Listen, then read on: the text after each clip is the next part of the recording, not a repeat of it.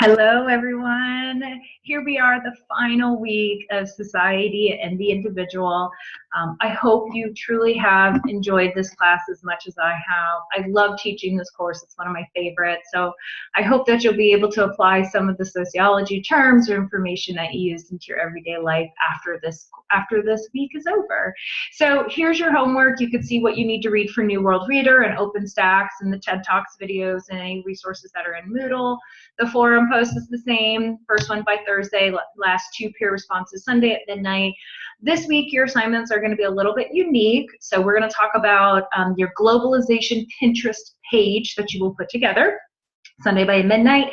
And then your major assignment for the course is going to be your sociology discipline presentation, which we'll talk about in this presentation as well. And then there is an end of course survey. This is available for all students at the end of every class, and it is optional, it's not required for this class, but I highly encourage you. It's a way that I can improve myself. Also, we can look at the textbooks to see if they're working, and just to make sure that the pace and the content of the course is what you all are expecting. So I hope you fill that out for me.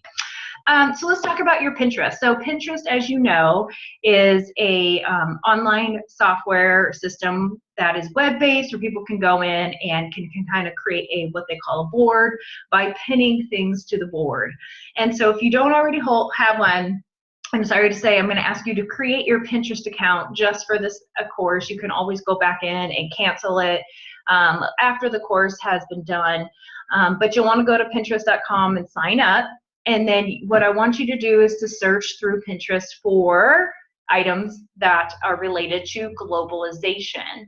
And you'll want to search for pins. This assignment asks you to have a minimum of 6 pins to a board. And then what you're going to do is you are going to copy and paste a link to your globalization board into Moodle. And this is very important because you have to remember to do this, is you have to state why you picked each pen, why it relates to this course, or how it relates to globalization. So what I recommend is when you go to copy and paste your link into Moodle, that you can just go ahead and say, you know, number 1 pen titled X, then this is why I picked it. So you can either put in the descriptions in Moodle where you put your website, or you can actually add a description into the pin in Pinterest. So either way is fine. I just need to see that you have a description for each pin in order for you to complete this assignment. So if you have any questions, let me know. I hope you have fun with that. Just trying to incorporate technology and other kind of forms of technology into the assignments. The next major piece this week is your presentation. And what I want you to do is in our class, we kind of focused on 5 specific areas. And if you go back to Moodle, you'll see culture, race and ethnicity, sexuality and gender, social inequality, and then the 5th week is globalization. Since sociology is so varied and there's tons of disciplines, I want you to pick one that we have not studied and do a little research on it. So on the slide, you could see some of the disciplines that you can choose: religion, marriage and family, crime and deviance, age and the elderly, diversity, health and medicine, work and economy, media technology. There's, of course, a couple other ones that are not in here, but I want you to pick a discipline in sociology not discussed in our 5 weeks, and then do research. I would highly recommend OpenStax. There's full chapters on some of these areas. You can also go to the Collins Library. If you look under databases, click sociology, and then SOS Index Full Text is a whole host of journals and articles about sociology that you can look for. But what you want to do is you're going to create a presentation describing your top 5 learning points from your research on this new discipline of sociology. So you could use Prezi, PowerPoint, some people do Powtoon, you can use Zoom similar to what I'm doing right now, or you can simply put a video in and just record yourself. You have to have 7 to 13 slides. That does include your introduction and conclusion. Make sure you have that. And you must have a works cited page. So if it's one source, work cited. If you have multiple sources, works cited. So if you are doing PowerPoint, or anything, you have to have a voiceover, or you have to have speaker notes included.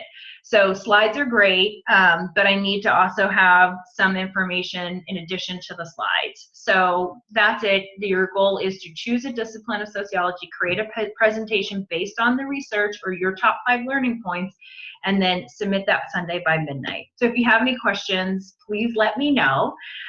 Just to kind of wrap up and reiterate some of the main points that you may want to think about as you're doing your presentation.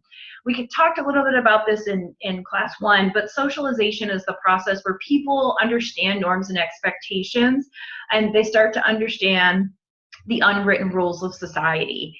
And so we see this a lot, and we talk about this a lot, maybe when children come into the world and the kinds of toys that they use. So, you know, think about how society influences or affects our behaviors. And a lot of people kind of talk about, is it nature versus nurture? And a lot of times there are sociologists that believe, yes, nature, your biology has a lot to do with the way that you are created. But many sociologists feel that in addition, the unwritten or the unseen influences of society then kind of creates a trajectory or a path for a person based on where they grow up, the religion they are, the schools they go to, the people they interact with. As we've already talked about, some agents of socialization are, you know, people you're close to, or, you know, what you watch every day. Maybe it ends up being where you work. So this socialization does occur at all lifespans. So I would encourage you to think about what agents of socialization are in your life right now, or maybe in your partner's life, or your children's life, or your family's life, and really, how do you see these agents shaping you or not shaping you?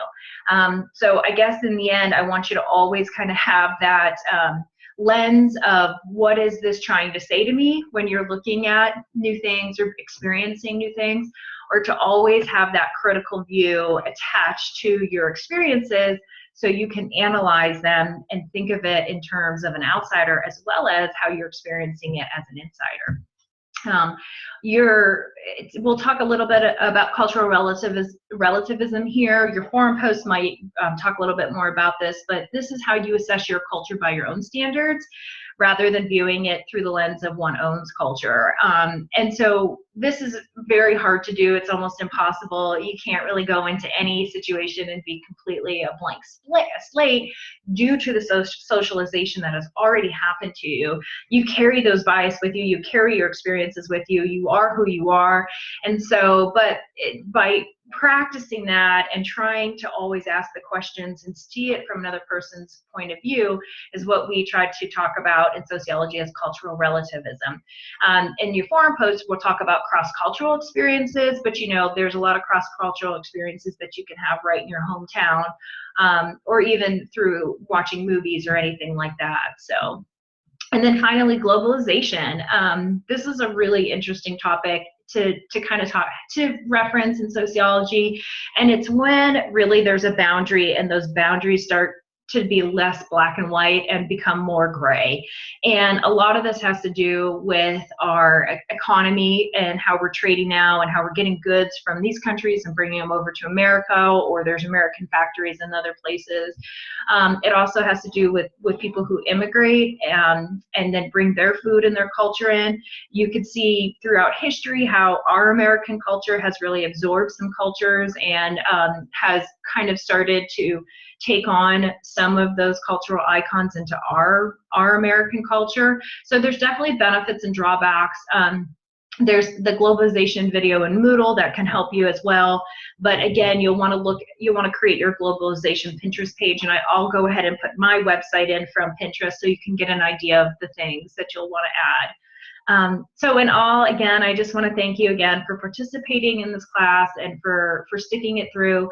I hope you always think like a sociologist. I really wholeheartedly believe that sociology is an everyday life.